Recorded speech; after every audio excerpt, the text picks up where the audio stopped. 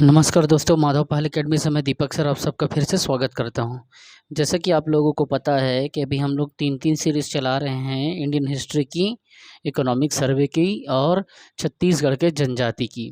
और Indian history में हम लोग जो है लेक्चर नंबर 11 का पार्ट 2 देख रहे हैं, ठीक है।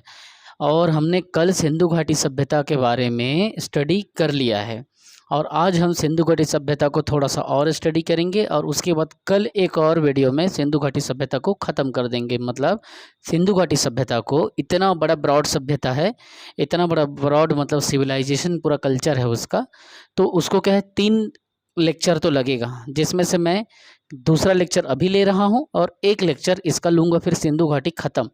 और जितना मैंने पढ़ाया, जितना मैंने बताया, जिस ट्रिकों को मैंने यूज़ किया या जिस तरीके से मैंने एक्सप्लेन किया, आपको बस उतना पढ़ना है, ज़्यादा इधर उधर नहीं पढ़ना है। समय अगर ज़्यादा है तो भले ही समय मिल गया आपको तो आप और ज़्यादा डीपली घुस सकते हो, लेकिन मैं जितना बता रहा हूँ आप उतना करें, रिविज़न के साथ करें, उससे बाहर आपका पढ़ने की ज़रूरत नहीं है, खास करके वन टाइम अटेम एग्ज़ाम के लिए।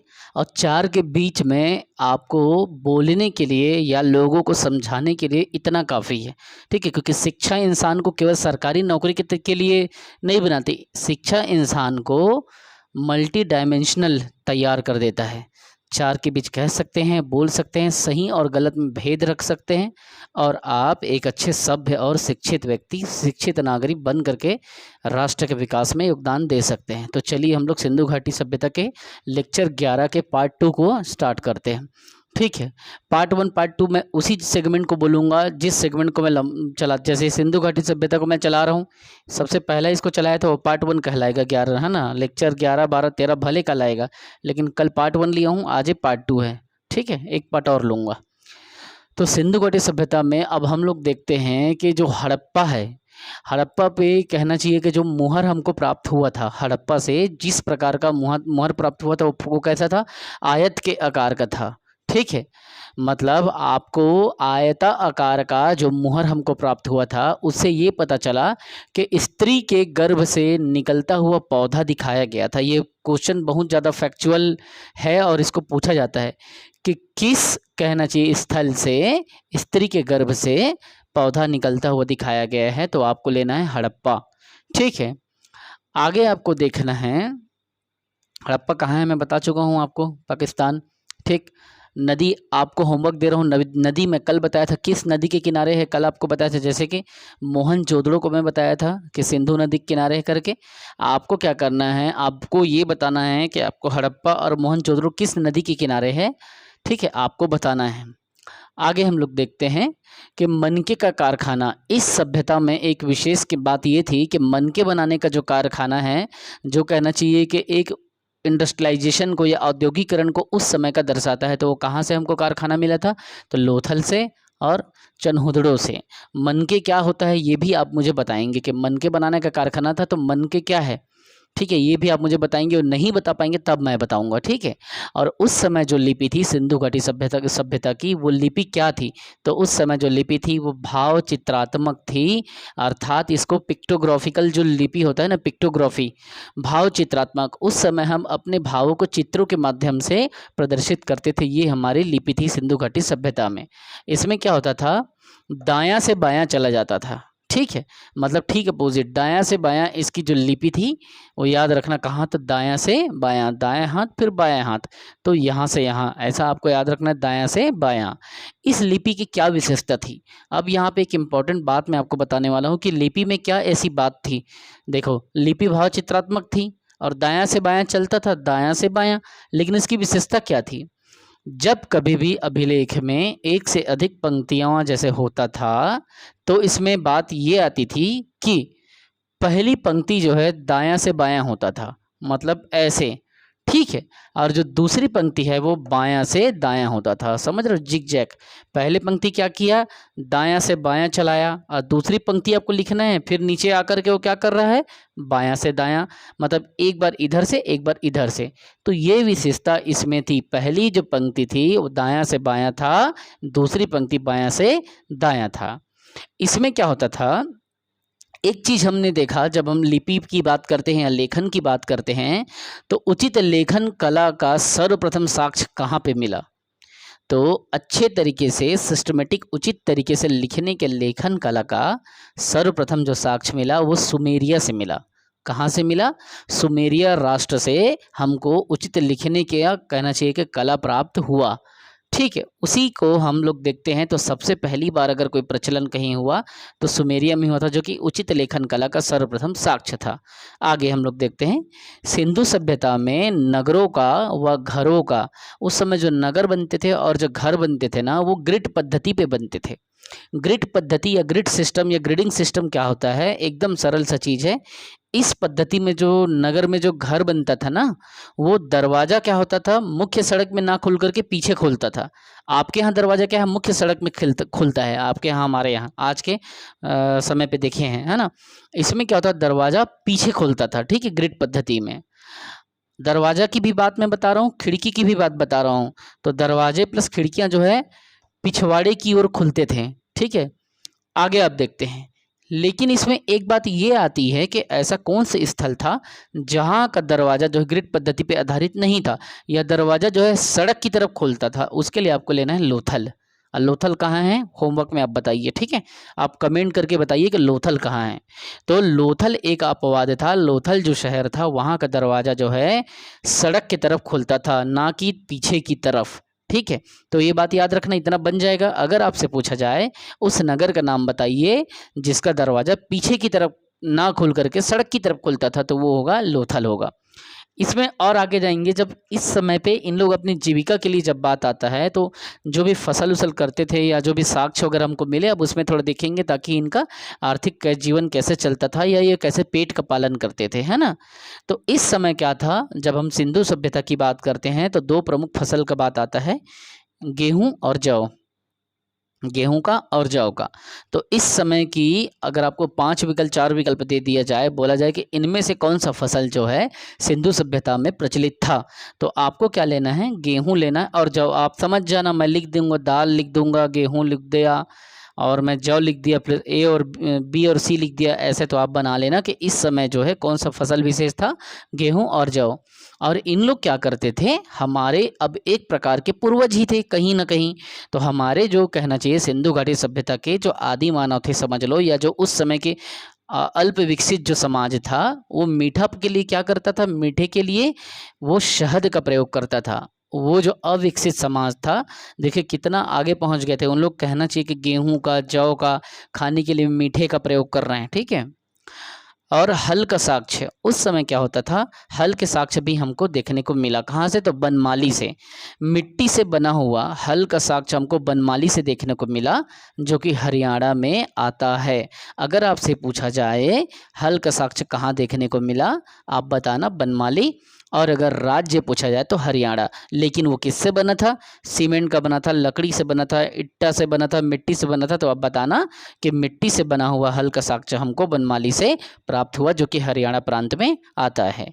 अब हम ये देखेंगे, जब हम बात फसल की कर दिए, हम हल की बात कर दी, मतलब एग्रीकल्चर की बात हो रही है ना, धान वान की बात होगी, है ना। तो अब देखो चावल के साक्ष्य हमको कहाँ से मिला। तो सबसे पहले चावल का साक्ष्य इस काल में हमको पहले जो लोथल से मिला, और दूसरे नंबर पे रंगपुर पे मिला। मतलब आपसे पूछा जाए कि चावल का साक्ष्य निम्न में से किस स्थान पे नहीं है, आप क्या करना, लोथल देखना, रंगपुर देखना, और इनमें से कोई नहीं देख लेना और सभी देख लेना। तो आप अपने हिसाब से विवेक का प्रयोग करना, और ये दोनों जो स्थान हैं, दोनों नगर का आपको क्या करना है, प्रयोग करना है नामों का। ठीक है, तो चावल के साक्ष्य लोथल रंगपुर से देखने को मिले थे। दूसरा, घोड़े के अस्थि पंजर कहाँ देखने को मिले। अगर बात आती है कि सिंधु घाटी सभ्यता में घोड़ी के अस्थि पंजर कहाँ देखने को मिला, तो 3 स्थान हैं, सुरकोतदा, कालीबंगा और लोथल। कौन कौन सा, सुरकोतदा, कालीबंगा, लोथल। सुरकालीलो अर्थात सुरकोतदा, कालीबंगा, लोथल। लो मतलब, ठीक है। और उसके बाद में देखा जाए तो तौल की इकाई क्या थी उस समय पे। तो सिंधु घाटी सभ्यता के लोग जब किसी वस्तु को, वहां तो वस्तु विनिमय प्रणाली था, अर्थात एक वस्तु आप दे रहे हो, मान लीजिए आपने दूध दिया, तो आपको उस समय वो दूध के बदले में करेंसी या कैश तो चलता नहीं था, तो वस्तु विनिमय प्रणाली थी, मतलब गुड्स एक्सचेंज सिस्टम था। तो आपको क्या है, दूध की जगह उन्होंने तेल दे दिया या उसकी जगह राशन दे दिया, ठीक है। तो ये वस्तु विनिमय प्रणाली थी, लेकिन वो कैसे नापा या तौला तो जाता रहा होगा किसी न किसी रूप में। तो नापने के लिए या पैमाने के रूप में तो तौल की इकाई 16 के अनुपात में थी, ठीक है। 16, 32, 64 ऐसा करके 16 के अनुपात में तौल की इकाई थी। आगे हम लोग देखते हैं, जब ये थोड़ा सा विकसित अब होने लगे, अब ये कहना चाहिए मापन का ज्ञान इनको हो गया, सड़क उड़क बनाने का ज्ञान हो गया, गेहूं जौ का ज्ञान हो गया, मिठास का ज्ञान हो गया, चावल की खेती करने लगे जो कि लोथल से रंगपुर से मिलने लगा, और कहना चाहिए घोड़े के भी मिलने लगे, मतलब यातायात वगैरह भी होने लगा। तो अब घोड़े मिल गए तो हम यातायात के लिए हम लोग देखते हैं कि यातायात के लिए जब देखो घोड़े के अस्थि पंजर में सुर कोतदा कालीबंगा लोथल सुर काली लो, बोला ना सुरकारी लो। तो सुरकाली लो में क्या है, हमको घोड़े के अस्थि पंजर मिला, अर्थात यातायात के लिए 2 पहिया और 4 पहिया का प्रयोग किया जाता था। अगर आपसे पूछा जाए सिंधु घाटी सभ्यता में इनमें से निम्न स्टेटमेंट को बताइए कि ये 2 पहिया वाहन यूज़ करते थे, ये 4 पहिया वाहन यूज़ करते थे, ये दोनों यूज़ करते थे, और ये इनमें से कुछ भी यूज़ नहीं करते थे, तो आप आंसर बना सकते हो कि सिंधु घाटी सभ्यता के जो रहवासी थे या जो लोग थे वो 2 पहिया वाहन यातायात के लिए प्रयोग करते थे। साथ ही साथ में भैंस गाड़ी का उपयोग इन लोग ज़्यादा करते थे, भैंसा को लगा करके, ठीक है। अब एक स्टेटमेंट ये आता है भारत के बाहर मेसोपोटामिया में मेहुला शब्द का, कौन से शब्द का, तो मेहुला शब्द का। हुआ ये कि मेसोपोटामिया के जितने भी अभिलेख हैं उस समय जब यहाँ का चर्चा हुआ, मतलब व्यापारिक संबंध रहा होगा कहीं ना कहीं, मैं आपको बताऊंगा आगे रोम के सिक्के उक्के के बारे में बताऊंगा। तो उस समय क्या हुआ, मेहुला के साथ में व्यापारिक मतलब मेहुला शब्द कैसे आया, तो मेसोपोटामिया जो है तत्कालिक कहना चाहिए कि हमारा व्यापारिक केंद्र था, इनसे संपर्क था। तो उस समय वहाँ के अभिलेखों में सिंधु मतलब सिंधु सभ्यता में रहने वाले जो रहवासियों के लिए जो शब्द का प्रयोग हुआ है उस नागरिकों के लिए, मतलब इंडस वैली सिविलाइजेशन सिंधु घाटी सभ्यता में जो सिविलियंस रह रहे थे उसको मेहुला कहा गया। किसमें कहा गया, तो मेसोपोटामिया के अभिलेखों में उनको क्या कहा गया, मेहुला, कई जगह मेहुल भी कहा गया है। तो सिंधु जो लोग थे या सिंधु घाटी सभ्यता में रहने वाले जो लोग थे उनको मेहुला कहा गया। और उस समय एक क्वेश्चन ये भी आता है कि उस समय जो शासन था वो किसके हाथ में था। इस समय सिंधु घाटी सभ्यता के समय जो शासन करने वाले लोग थे वो कौन थे, तो संभवतः ये भी क्लियर नहीं है, अभी तक इतिहासकारों ने सिर्फ संभवतः शब्द का प्रयोग किया है। संभवतः शासन करने वाले जो लोग थे वणिक वर्ग के लोगों के पास में शासन था। एक ऐसी मान्यता है कि सिंधु घाटी सभ्यता में जो शासन व्यवस्था थी वो वणिक वर्ग के लोगों के पास में थी। वणिक का अर्थ ये है जितने भी व्यापारी लोग होते हैं उस समय पे जो भी व्यापार करते थे बड़े रूप में, वो उनके पास में शासन की व्यवस्था होती थी और वो अपने आप को इनसे पृथक कर करके इनके नगरों की व्यवस्था ऐसी सुनियोजित ढंग से की गई थी कि उच्च वर्ग में उच्च में ये स्वयं निवास करते थे उच्च क्षेत्र में, और निचले जमीनी जो क्षेत्र थे जो नीचे वाला हिस्सा था उसमें कहना चाहिए कि निर्धन वर्ग के लोग या जन सामान्य लोग निवास करते थे, ठीक है। तो वो इन पे शासन करते थे, क्यों, क्योंकि वो व्यापार का संचालन कराते थे और वो वणिक वर्ग के लोग थे। अर्थात कहना चाहिए कि वस्तुओं का जो वस्तु विनिमय था उनका केंद्र किनके हाथों में था, केंद्र तो इनके हाथों में था। जब भी बाजार मार्केट हाट वाट लगता था तो वो यहाँ जाते थे व्यापार करने के लिए। आपने मोहनजोदारो जो मूवी आया था ऋतिक रोशन का, आपने मोहनजोदारो देखा होगा, या नहीं देखे हैं तो आप वहाँ से देख लीजिएगा कि कैसे व्यापार होता है, कैसे व्यापार के लिए उन लोग निचले स्थान से जन सामान्य लोग उच्च स्थान पे जाते थे, ठीक है। आगे हम लोग देखते हैं कि इसमें 2 जो नाम आती है, ठीक है, एक आता है अपना हड़प्पा, एक आता है मोहनजोदड़ो। तो उसके लिए क्या बात आती है कि इसके लिए जुड़वा राजधानी शब्द का प्रयोग किसने किया, तो मैं आपको बताना चाहता हूं कि सिंधु घाटी सभ्यता के लिए पिग्गट ने हड़प्पा और मोहनजोदड़ो को जुड़वा राजधानी कहा। तो किसने कहा, पिग्गट ने कहा। किसने कहा, पिग्गट ने। बिल्कुल बनना चाहिए भाई, छूटना नहीं चाहिए। पिग्गट ने क्या किया, जुड़वा राजधानी शब्द कह के संबोधित किया, क्योंकि दोनों एक विशाल नगर था, दोनों बड़ा नगर था। तो उन्होंने क्या किया, हड़प्पा प्लस मोहनजोदड़ो को क्या कहा, विस्तृत साम्राज्य की जुड़वा राजधानी कहा। विस्तृत साम्राज्य की जुड़वा राजधानी कहा। किसने कहा, तो पिग्गट ने कहा। ठीक, अब ये खेती उती करने लगे, व्यापार व्यापार करने लगे, तो धीरे से समाज इनका विकसित होने लगा।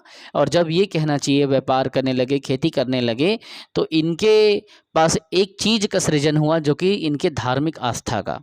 ठीक, मानव समाज अब धीरे धीरे मतलब विकसित होते जा रहा है। कहीं ना कहीं वो एक व्यक्ति बिना धार्मिक आस्था के नहीं जी पाता, और जो जीता है वो बहुत कम होता है।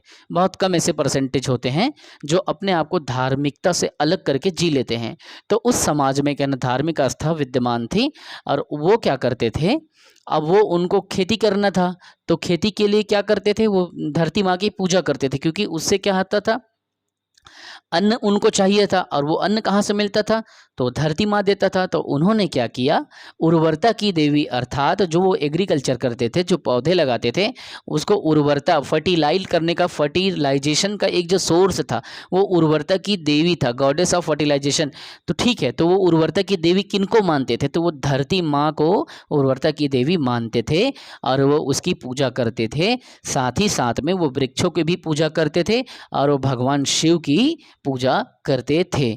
ध्यान रखिएगा, एक बात और इसमें सामने आती है कि उर्वरता की देवी वो धरती को मानते थे, लेकिन धरती माँ को मानने के साथ में वृक्ष की भी पूजा कर रहे हैं, शिव की भी पूजा कर रहे हैं। परंतु आपको एक बात हमेशा याद रखना कि हमको एक क्वेश्चन और पूछा जाता है जब हम पूजा पाठ के बारे में देखते हैं, तो कि इस काल में, ठीक है, इस काल में क्या ऐसी क्या विशेषता थी पूजा पाठ की, इनमें से बताइए ऐसा करके। तो वो क्या करेगा, देखना, आप समझना, मैं उसमें उस पॉइंट को आपको समझाता हूँ। उर्वरता की जो देवी थी, उसको इसलिए उन लोग पूजा करते थे क्योंकि उनको अन्न का जरूरत होता था। शिव का भी पूजा करते थे, वृक्ष की भी पूजा करते थे। अब हुआ क्या, अब पूजा पाठ थोड़ा सा बड़े रूप में आया। तो एक चीज आपको हमेशा याद रखना है कि पूजा पाठ चल रहा है किसका, धरती का, वृक्ष का और शिव का। तो वृक्ष जो है प्रकृति है, तो प्रकृति है ना, वृक्ष जो है प्राकृतिक चीजें हैं, तो ये प्रकृति की पूजा करते थे। ठीक है, ये बात आपको लेना। शिव की पूजा करते हैं ऐसा बोला तो शिव भी ले लेना। ठीक है, और धरती की पूजा करते थे, मतलब धरती माँ को मानते थे। लेकिन इस समय क्या होता था कि मंदिर के साक्ष्य कभी नहीं मिले, अर्थात इस सभ्यता में मंदिर जो है विद्यमान नहीं था। हालांकि भगवान शिव की पूजा इन लोग करते थे, धरती की पूजा करते थे, प्रकृति की पूजा करते थे, लेकिन यहाँ पे मंदिर के अवशेष नहीं मिले। अब आगे हम देखते हैं। इस समय कहना चाहिए स्वास्तिक का प्रचलन हुआ। आप लोग स्वास्तिक जहाँ देखे होंगे घर में, आप लोग कहना चाहिए कि आप लोग घर में रहता है, ठीक है, आप लोग बनाए होते होंगे। तो स्वास्तिक का कहना चाहिए कि इस समय प्रचलन था, अर्थात स्वास्तिक जो है किसकी देन है, तो स्वास्तिक जो है हड़प्पा सभ्यता की देन है। आप बता सकते हैं ना कि स्वास्तिक अगर किसकी देन है, आपको पूछा जाए कि भारतीय हिंदू समाज में प्रचलित जो स्वास्तिक है वो किसकी देन है, तो आप बता सकते हैं कि भारतीय हिंदू समाज में जो स्वास्तिक है वो हड़प्पा सभ्यता या इंडस वैली सिविलाइजेशन की देन है। ठीक, अब स्वास्तिक के बारे में देखते हैं। तो ये हड़प्पा सभ्यता की देन है। साथ में सूर्य की उपासना का अनुमान हमको पता चलता है। पहले होता क्या था कि सूर्य की उपासना के लिए स्वास्तिक का प्रयोग किया जाता था पुराने समय पे। तो इससे ये पता चल रहा है कि सूर्य मतलब प्रकृति, कहीं न कहीं वृक्ष की पूजा, सूर्य की पूजा, अर्थात सूर्य देव भी क्या है, प्रकृति से संबंधित हैं। धरती की पूजा सब प्रकृति है। तो धरती, वृक्ष, शिव और आपका सूर्य प्लस अग्नि पूजा, अग्नि की पूजा इन लोग करते थे। ठीक है, अग्नि की पूजा करते थे, अग्नि कुंड बना करके भी पूजा किए हैं। अब इसमें देखते हैं पूजा पाठ में कि सर्वाधिक उपासना इस काल में किसका किया गया। तो मैंने बताया जेकर खाबो तेकर गावो, छत्तीसगढ़ी में कहावत है ना। मतलब धरती माँ जो थी वो उपासना मतलब उर्वरता की देवी थी। मैं अभी बताया उर्वरता की देवी धरती को मानते थे। तो धरती माँ जब उर्वरता की देती थी, क्यों देवी थी उर्वरता की, क्योंकि उसे भोजन मिलता था। भोजन मिलता था ना। तो जब भोजन मिलेगा तो उन लोग क्या करेंगे, ज़्यादा भोजन पाने की कामना करेंगे कि हे भगवान, हमारे आने वाली पीढ़ी को मतलब नियमित भोजन मिलता रहे और ये जो सिलसिला है वो ना रुके। तो इन लोग क्या करते थे, सर्वाधिक उपासना जो है मातृ देवी की करते थे। अर्थात इस समय पे मातृ देवी, या कहना चाहिए कि धरती माँ, अर्थात स्त्रियों की स्थिति का भी पता चलता है। इससे पता चलता है कि जो गॉडेस हैं, गॉडेस की कंडीशन बहुत अच्छी थी इस समाज में। ठीक है, मतलब मातृ प्रधान समाज का अस्तित्व हमको देखने को यहाँ पे मिल रहा है। जैसे मातृ देवी की पूजा करना, यहाँ पे सर्वाधिक उपासना किसका था, तो मातृ देवी की उपासना।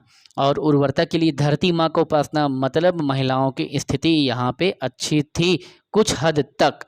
ठीक है, आगे इसमें और बुराई भी हैं, मैं बताऊंगा, जैसे कि महिलाओं का वैश्यवृत्ति भी इसमें देखने को मिला था इस समाज में। लेकिन क्या है, इस समय पे कुछ हद तक महिलाओं का एकदम बुरे तरीके से स्थिति खराब नहीं हुआ जितना हम लोग उत्तर वैदिक काल में हम लोग पढ़ेंगे। एकदम बुरा स्थिति, महिलाओं के जन्म को मतलब बहुत बुरा माना है, मैं सब बताऊंगा आपको। तो इस समय पे महिलाओं की स्थिति ठीक थी, और कहना चाहिए कि मातृ देवी की उपासना से पता चल रहा है कि कहीं ना कहीं मातृ सत्तात्मक स्थिति थोड़ा सा यहाँ पे रहा होगा।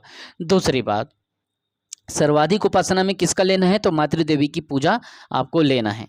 इस समय पे क्या हुआ था, कुबड़ वाला बैल पे बहुत क्वेश्चन किया जाता है। जिस बैल का कुबड़ रहता है ऊपर, है ना, तो कुबड़ वाला बैल जो है इस समाज में विशेष पूजनीय था। वैसे भी भगवान शिव की पूजा कर रहे हैं, तो कहीं ना कहीं नंदी से इन लोग इनको कनेक्ट कर रहे हैं कि नंदी महाराज जो है भगवान शिव के क्या हैं, एक कहना चाहिए कि वाहन के रूप में काम कर रहे हैं। तो आपको क्या करना है कि कुबड़ वाले बैल का इसमें विशेष महत्व था, आपको याद रखना है, क्योंकि भगवान शिव का पूजा पाठ किया जा रहा है, तो नंदी बाबा का भी पूजा पाठ किया जाएगा। ठीक है, आगे हम लोग देखते हैं कि मातृसत्तात्मक जो समाज था वो इसलिए हमको पता चला, एक तो हमने धरती माँ को बोला उर्वरता की देवी, दूसरा सर्वाधिक उपासना में मातृ देवी की बात किया। अब ये बात लगभग तय हो गई कि मातृसत्तात्मक स्थिति जो है सिंधु घाटी सभ्यता में विद्यमान थी। तो कैसे पता चला, तो मातृसत्तात्मक जो सत्ता था वो इसलिए पता चला क्योंकि स्त्री की मिट्टी की मूर्तियां बहुत ज़्यादा हमको मिली है। इससे ये पता चलता है कि स्त्री की मिट्टी की मूर्तियों से समझ आता है कि समाज में इनका जो स्थान था मतलब माताओं का अच्छा था। इसीलिए इस समाज को, इंडस वैली सिविलाइजेशन को मातृसत्तात्मक सत्ता के नाम से जाना जाता है। ठीक, स्त्री की मिट्टी की मूर्तियां हमको प्राप्त हुई है यहाँ पे, इसलिए हमने इसको मातृसत्तात्मक सत्ता के रूप में इतिहासविदों ने स्वीकार किया। आगे देखते हैं कि सिंधु घाटी सभ्यता में वस्त्रों का प्रयोग होता था, तो वो वस्त्र कौन थे, किस प्रकार के वस्त्र थे, तो उस समय सूती के और ऊन के जो वस्त्र थे वो प्रचलित थे। किसके, तो सूती के और ऊन के, अर्थात व्यापार वाणिज्य भी इस समय पे मजबूत होने लगा था। जब सूती और ऊन का प्रयोग होने लग रहा है, शहद का प्रयोग हो रहा है, तौल की इकाई 16 के अनुपात में है, और वणिक वर्ग जो व्यापारी थे उनके हाथ में शासन है, अर्थात यहाँ पे आप व्यापार वाणिज्य को भी लिख सकते हैं। आगे हम लोग देखते हैं कि तलवार से ये अपरिचित थे, क्या इनको तलवार का ज्ञान था। एक प्रश्न आपको बहुत पूछा जाएगा कि सिंधु घाटी सभ्यता के लोग शांति प्रिय थे या आक्रामक थे, मेंस में पूछा गया है और आपको ऐसा पूछा जा सकता है। तो देखिए, एक छोटा सा कॉन्सेप्ट थोड़ा दिमाग में दौड़ाइए। ये जो लोग थे सिंधु घाटी सभ्यता के, इनको तलवार का ज्ञान नहीं था। किसका, तलवार का इनको ज्ञान नहीं था, अर्थात ये क्या थे, शांति प्रिय थे। क्या थे, शांति प्रिय थे, अर्थात तलवारबाजी से, लड़ाई झगड़े से, युद्ध से ये दूर रहते थे। मैं बाद में बताऊंगा इसमें आर्यों का आगमन वगैरह सब वहाँ बताऊंगा, फिर आपको समझ आएगा कि युद्ध प्रिय कौन थे और शांति प्रिय कौन थे। ठीक है, तो कहना चाहिए तलवारों से ये अपरिचित थे, अर्थात इससे ये पता चल रहा है कि ये क्या थे, तो शांति प्रिय जीवन व्यतीत करने वाले एक सभ्यता थी, एक समाज थी। अब देखिए यहाँ पे आता है एक समाज में बुराइयाँ। जब आपको सिंधु घाटी सभ्यता की सामाजिक स्थिति को लिखने की बात आती है या सिंधु घाटी सभ्यता में माताओं की स्थिति को लिखने की बात आती है, जो आप मेंस में लिखेंगे, तो आप क्या कीजिएगा, इस पॉइंट को उठाइएगा। हालांकि समाज में मातृसत्तात्मक सत्ता थी, उर्वरता की देवी के रूप में धरती को माना जाता था और सर्वाधिक उपासना मातृदेवी की जाती थी, परंतु इस समाज में कुछ स्थिति भी खराब थी, जैसे कि सती प्रथा का प्रचलन इस समाज में था सिंधु घाटी सभ्यता में, और सिंधु घाटी सभ्यता में वैश्यावृत्ति का भी प्रथा विद्यमान था। अर्थात आपको ये बताना है कि सिंधु घाटी सभ्यता में माताओं की स्थिति तो ठीक थी, मतलब मातृसत्तात्मक सत्ता तो था, उर्वरता की देवी धरती को मानते थे, सर्वाधिक उपासना मातृदेवी की किए, और मातृसत्तात्मक सत्ता के बारे में स्त्री की मूर्तियों से पता चल रहा है। परंतु इस समाज का एक दोष ये था कि इस समय सती प्रथा और वैश्यावृत्ति का प्रचलन था। आप इस बिंदु को वहाँ पे क्या करेंगे, बुलेट पॉइंट बना के हाईलाइट करेंगे, नीचे ब्लैक में अंडरलाइन करेंगे। दूसरी बात, इस समय निवास के बारे में मैं आपको बताया हूँ, अभी कुछ समय चर्चा किया था कि ऊपरी स्थल पर दो भाग में निवास करते थे इस सभ्यता के लोग। कुछ लोग जो है ऊपर में निवास करते थे और कुछ लोग नीचे में, जो मैं बताया ये वणिक वर्ग के उच्च लोग होते थे, और नीचे में निवास करने वाले आप और हम जैसे जन सामान्य लोग होते थे। तो ऊपरी स्थल में जो निवास करते थे वो स्थल होता था क्या, पूरी तरीके से किलेबंदी होता था, जबकि नीचे का स्थल किलेबंदी नहीं होता था। अर्थात किलेबंदी इसलिए किया जाता था ताकि कहना चाहिए कि उसका आक्रमण ना हो सके, उस पर आक्रमण ना किया जा सके, और नीचे पे किलेबंदी नहीं था। परंतु एक ऐसा स्थान था जो अपवाद है, ध्यान से समझिएगा। ऊपरी स्थल किलेबंदी है, नीचे का स्थल जो किलेबंदी नहीं होता था, लेकिन एक अपवाद था नीचे में जिसमें किलेबंदी था। ऐसा कौन सा नगर था जो निचले स्तर पे स्थित था लेकिन वो किलेबंदी था, ताकि बाहरी आक्रमण से, बाहरी अपवादों से, बाहरी विवादों से बचा जा सके? तो वो था कालीबंगा। कालीबंगा जो है एक अपवाद था जो कि नीचे स्थित था, वणिक वर्ग से नीचे था। जन सामान्य कालीबंगा में रहा करते थे, और कालीबंगा जो है राजस्थान में निवास मतलब है, राजस्थान में है। अर्थात वहाँ के जो निवासी थे वो कालीबंगा में रहते तो थे, लेकिन कहना चाहिए कि किलेबंदी हो चुकी थी। अब इतना सारा कुछ हमने पूरा सिंधु घाटी सभ्यता के बारे में देखा। अब इसमें एक बात आता है कि इतना ब्रॉड जो सभ्यता था उसका पतन कैसे हुआ। तो इसमें इस चीज़ को आपको रखना है दिमाग में कि जॉन मार्शल और अर्नेस्ट मैके साहब कहते हैं कि विभिन्न प्रकार के विद्वानों की बात तो अलग है, किसी ने क्या कहा, किसी ने कहा कि इसका पतन होने के कारण महामारी था, किसी ने क्या कहा, बाहरी आक्रमण कहा, तो किसी ने कुछ और कहा। मैं सब बताऊंगा आपको, ठीक है। लेकिन इसका सबसे जो प्रमाणित जिस चीज़ को माना जाता है, तो जॉन मार्शल साहब और मैके साहब, अर्नेस्ट मैके साहब की बातों को प्रमाणित माना जाता है, क्योंकि वो कहते हैं कि सिंधु घाटी सभ्यता जो है सिंधु नदी के किनारे में बसी हुई थी। सप्त संधव शब्द आएगा आगे, जस्ट मैं आपको बताऊंगा। सप्त संधव प्रदेश इसी प्रदेश से संबंधित है, उसको भी मैं बताऊंगा, ठीक है, कि सप्त संधव में क्या होता था, कौन कौन सी नदी जो है इसके किनारे थी। तो वो कहते हैं जॉन मार्शल और अर्नेस्ट मैके साहब कि नदी के किनारे बसे होने के कारण कहना चाहिए कि बाढ़ आई, और बाढ़ आने के कारण ये जो नगर था वो समाप्त हो गया, ठीक है। कि अब ये तर्क किसने दिया, तो ये जो है मार्शल साहब ने दिया, अर्नेस्ट मैके साहब ने दिया, ठीक है। और कुछ और विद्वान हैं जो अलग अलग तर्क देते हैं, मैं उसको अगली क्लास में आपका डिलीवर कर दूंगा। लेकिन आप क्या करें, आप अपने हॉनेस्ट हो करके, अपने पूरे ईमानदारी से, जितना मैं पढ़ा रहा हूँ, नोट्स नहीं बनाएंगे, मैं फोर्स नहीं करूँगा, आजकल किसी के पास समय नहीं है। सिंपल सा यूट्यूब निकालिए, बिना स्किप करे शुरू से आप क्या करें, मेरे इस कंटेंट को पढ़ लें, 2 बार 3 बार कर लें। मैंने पूरा सीरीज़ बना दिया है, इंडियन हिस्ट्री का, जनजाति का, और किसका आपको पता होगा, इकोनॉमिक सर्वे का, ठीक है। आप सारे सेगमेंट को पढ़िए, देखिए यार, इतना 1-1 GB डेटा मिलता है, रोज़ दूसरे चीज़ों को देखते हो, पूरा हंसी मजाक कॉमेडी, उसके जगह में क्या करो, एक सीरियस स्टूडेंट हो जाओ। ये मत सोचो कि इतना क्वालिटी एजुकेशन जो है हमको फ्री ऑफ कॉस्ट मिल रहा है, मतलब इससे भी अच्छा हमको मिलेगा, तो ऐसा मत सोचो। एक एस्पिरेंट जो है एस्पिरेंट की भावना को समझता है और उस भावना से मैं पढ़ा रहा हूँ। इसलिए फ्री ऑफ कॉस्ट मिल रहा है करके आप लोग ध्यान नहीं दे रहे हो ना, ये बिल्कुल गलत बात है ना। आप कोशिश कीजिए, होना नहीं होना अलग बात है, लेकिन फ्री ऑफ कॉस्ट है करके मत वो करो। अगर इसी चीज़ का मैं कहना चाहिए आपसे पैसा लूँ तो आप इसको शिद्दत से और ईमानदारी से देखोगे। ये होता है ना, जब हम किसी का वैल्यू पे करते हैं कॉस्ट बेनिफिट तब निकलता है, और जब कोई फोकट में पढ़ा दे तो उसका कॉस्ट बेनिफिट नहीं निकलता। लेकिन मेरा रिक्वेस्ट है, एजुकेशन है, इसको सीरियसली लें, इसको कोशिश करें 3 से 4 बार चैनल को देखने का। मैंने प्लेलिस्ट बना दिया है जनजाति का, फिर इतिहास का, आर्थिक सर्वे का, और सिर्फ 2 महीने बाद सितंबर में आपको इकोनॉमिक सर्वे का मेरा नोट्स जो है मैं पब्लिश कर दूंगा। कोशिश करूंगा कि उस इकोनॉमिक सर्वे में वो सारे कंटेंट में डालूं जो एक स्टूडेंट को जिस चीज़ की ज़रूरत होती है, जिसको मैं समझता हूं। ठीक है, आपको सरकारी बुक 400 साढ़े 400 पेज पढ़ने की ज़रूरत नहीं है। ऐसा बनाऊंगा कि 2 से ढाई घंटे में पूरा ख़त्म हो जाए आपका, मतलब एक दिन में 5 बार 8 बार रिविजन कर सको अगर आप चाहो तो। क्यों? क्योंकि उसको मैं ज़्यादा मोटा नहीं बनाऊँगा, उस कंटेंट को शामिल कर रहा हूँ जो पूर्व के प्रश्न में आए हैं, जो उसके अगल बगल हैं और जिसके आने की संभावना बनी हुई है, और जो परंपरागत तरीके से आता है। अर्थात आपसे उसमें ज़्यादा आपके एनर्जी मत जाए, क्योंकि कभी 5 क्वेश्चन देता है, कभी 6, कभी 12 दे देता है, और ज़्यादा आपका समय बर्बाद मत हो, और आए तो आपसे सॉल्व हो जाए। ठीक है दोस्तों, तो बस यार थोड़ा मोटिवेशन बढ़ाएं, लाइक ज़रूर करें, और पढ़ने के बाद एक एक एस्पिरेंट कमेंट करें।